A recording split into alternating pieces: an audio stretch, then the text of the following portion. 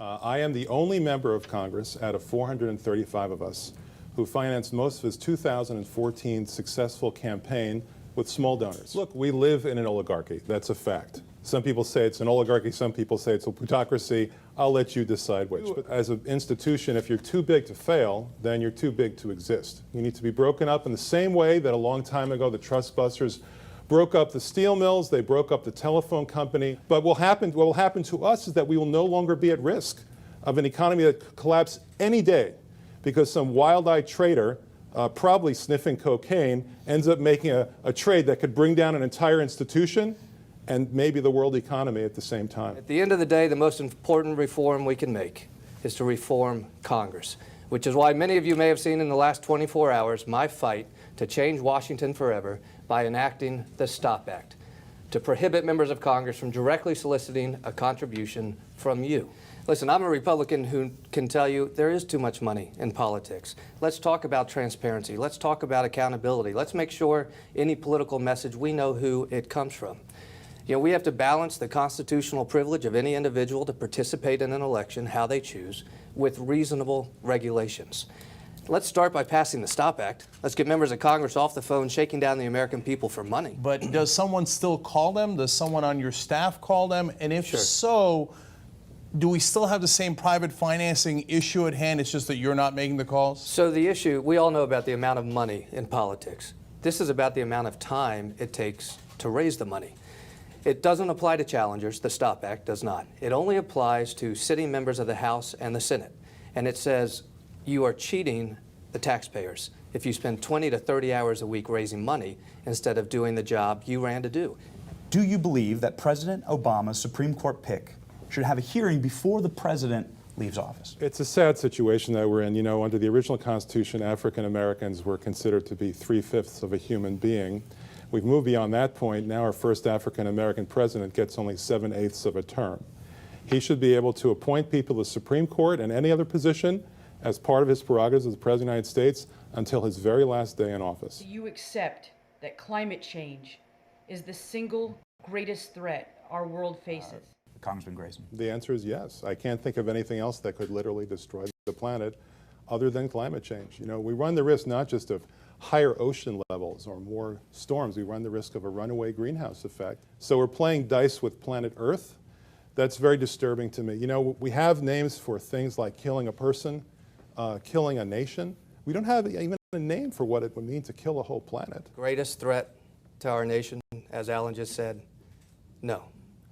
The greatest threat to our nation are agents of terror like the guy we saw in San Bernardino who killed 14 people in the name of jihad. The greatest threat we face as a nation are people who wish to destroy us tomorrow. That's the threat we have to address right now. As a future outline of the state of Florida in year 2100, is that a realistic view of what could potentially happen to the state? So I'm not one in my party that's going to argue with the science. I'd rather argue about where the solutions are because I think the president's wrong. You know, one of the ways we need to address that, and the mayor of Miami Beach, a Democrat from Miami Beach, is doing it today, is what are our municipal governments doing to underground utilities, to raise elevation of roads, to eventually protect life, safety, and property. There are a lot of things that need to be done to deal with what the scientists are saying is coming. I'm happy to have that debate over where the solutions are. I'll accept the science. Let Alan and I have a debate over the solutions. But what will not work is policies of this president, like the Clean Power Plan, that risk putting 300 people in Putnam County out of business and increasing utility costs for 1.6 million people across the state. The map that you just showed is something that was at my website when I declared for Congress in 2006.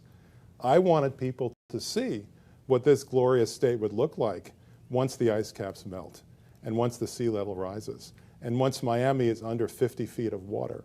You're going to have a lot of trouble putting it up on stilts if you're talking about 50 feet of water. The only good part of that is that Rush Limbaugh's house is right on the coast, so his house goes first. But leaving that aside, it's all tragedy, and it's avoidable tragedy. And you know what?